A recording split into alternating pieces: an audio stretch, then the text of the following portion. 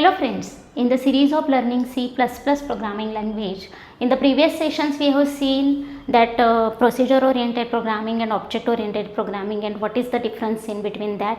The next thing we have seen all the object oriented programming principles. Okay, whatever those class, object, inheritance, encapsulation, polymorphism, data hiding, means data abstraction, everything we have seen. In this session, actually I am going to start this C++. That's why in this session I am going to explain introduction to C++. Here I will explain what is exactly the C++ and the next thing is history of that C++. Okay. Now the first thing is what is C++? You know, C++ is a programming language. Okay, to write a programs we can use this C++ language. Again we have seen all the concepts in C language, that is again a programming language. Okay, now Java, Python, all these are programming languages. Now first thing is why to learn this programming? If you want to give instructions to the computer system, then you have to write programs for that. Okay, because without programs, without softwares, computer is of no use, and that's why we have to write programs. Just giving instructions to computer system is nothing but writing program. Okay, and that we can do with the help of programming languages. C++ is a general purpose object oriented compiled programming language. What does it mean exactly? See, general purpose means any type of application we can develop with the help of this C++. See, we can develop any system software. Okay, system software means like operating system, then language translators, device drivers. We can develop with the help of this C++ language. The next point is we can develop high level applications also, like any game, database applications. Then we can develop like any management system like hospital management system or any school management system you want to develop, that again possible with the help of this C++. Means in general, means general purpose language, this is means we can develop any type of application by using this C++. That's why it is called as a general purpose language. Okay, now the next one is object oriented. We have already seen that this C++ is having all the object oriented features like class, object, inheritance, encapsulation. Getting? That's why this is a object oriented language. And the next is compiled programming language. In C language we use compiler as a language translator.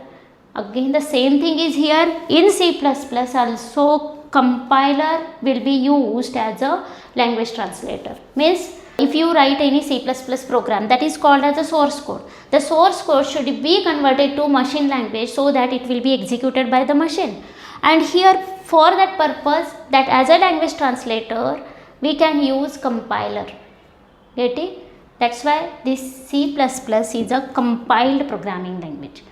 This is the definition. Just C++ is an object oriented general purpose compiled programming language. You can also say that this is a high level language. Now I am going to explain history of C++. Here history means what? Who has developed this language? When? Where? Why?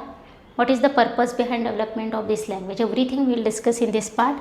See, C++ was developed by Bjorn Straustra at AT&T Bell Labs of USA.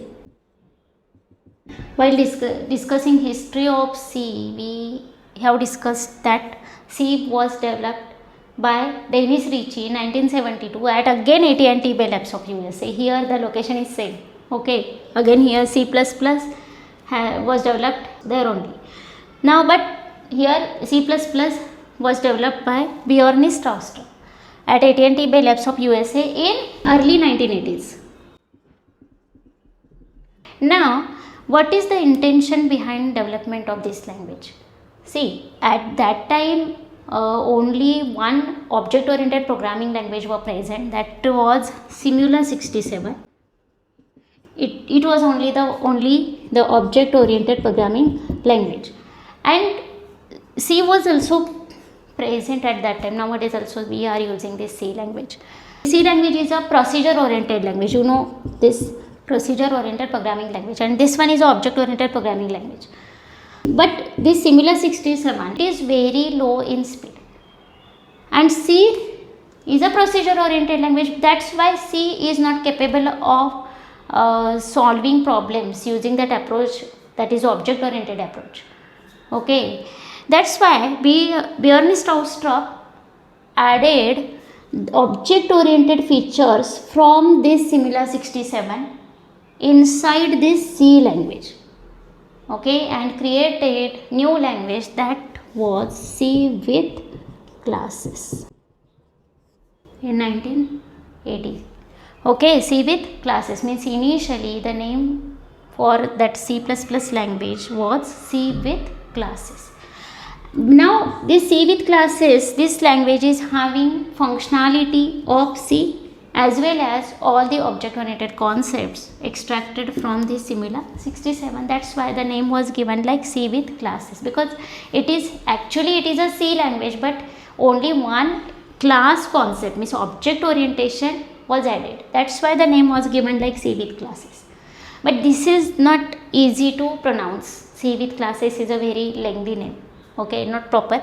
That's why the new name was given like C++ in 1983 for this, okay. And this plus, why, what is this plus?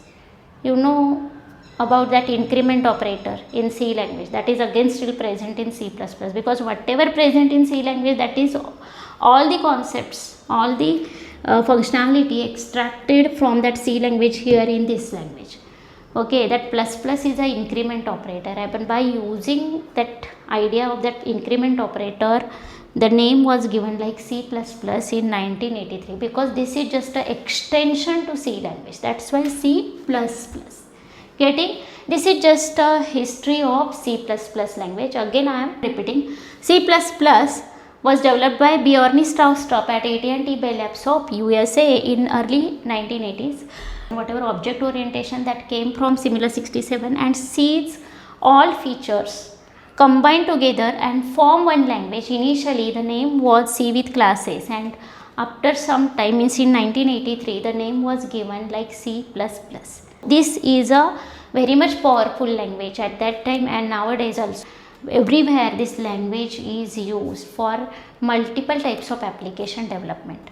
Okay, that's all about history of C++. In the next session, we will see features of C++. Till that, take care. Bye-bye.